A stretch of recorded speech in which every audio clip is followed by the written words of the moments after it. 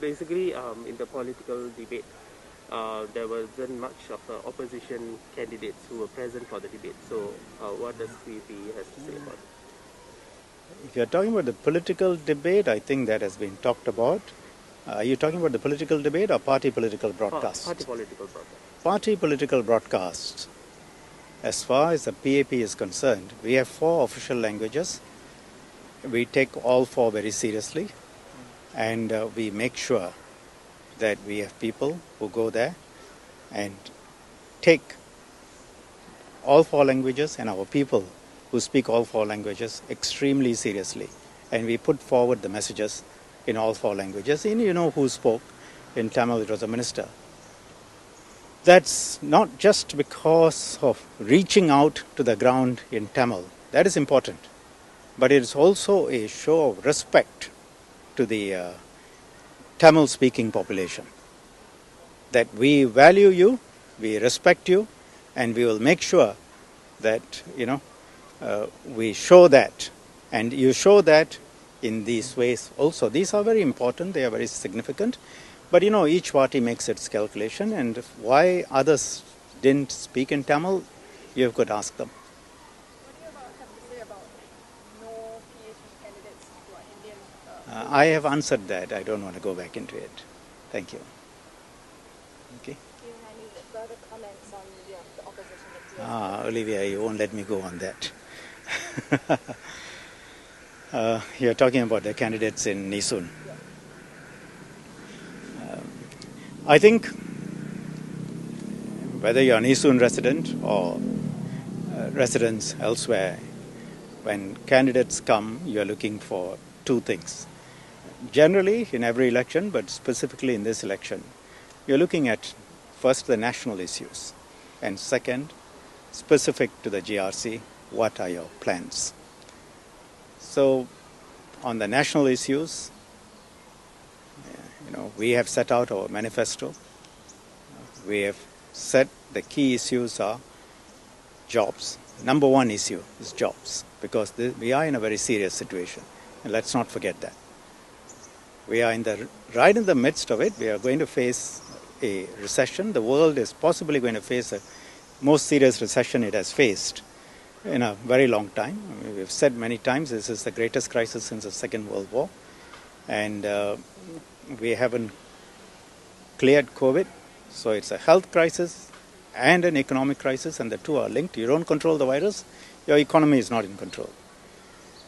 I think it's important that every party sets out not just some broad statements, but what are your plans to deal with that, and what are you putting forward? It's not just a question of some sound bites. Concrete plans, jobs, economy, the recession that is coming, people's lives, COVID crisis, how are you going to get out of it? Even if you are there to check, what are your alternative policies?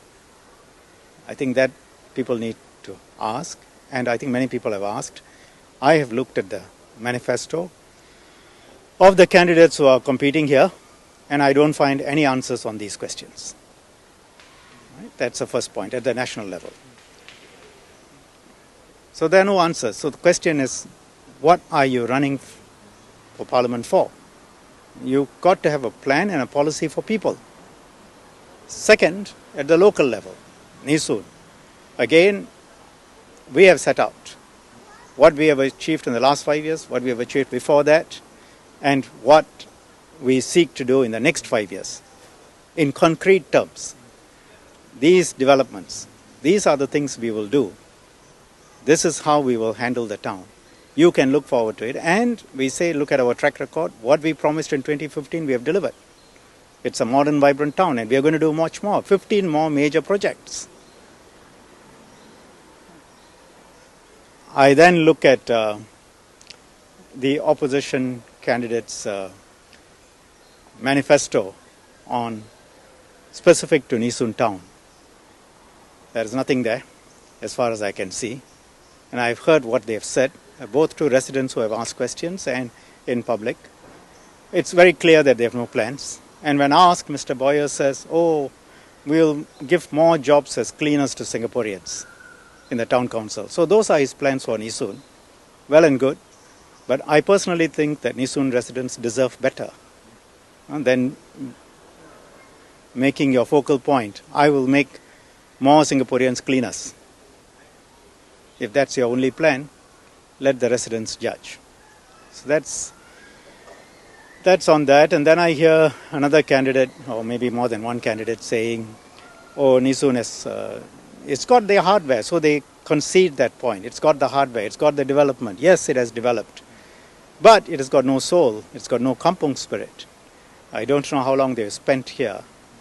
But I think they don't know the ground. This is a place with a lot of kampung spirit.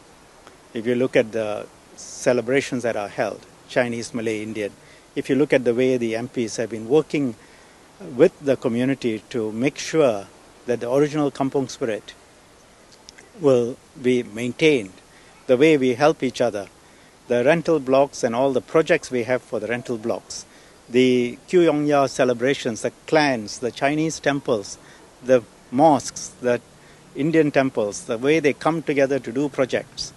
The Lewis's Project Hope, where he gets toys, clothes, and other things to help the needy. All of us have similar projects. So the Yishun Football and Study Program. To say that this place has no soul, or to divine suddenly that this place has no soul, and I don't see what concrete plans there are to infuse that soul if it is indeed absent. So we will see, and their plan is to give more cleaners jobs, okay, and they want to bring soul, which they say. But 2 weeks ago they were saying they were trading Yishun. Suddenly they say there is no soul, and they're going to bring back the soul. I think let the residents judge. Thank you. Okay. Thank you, sir. Thank you.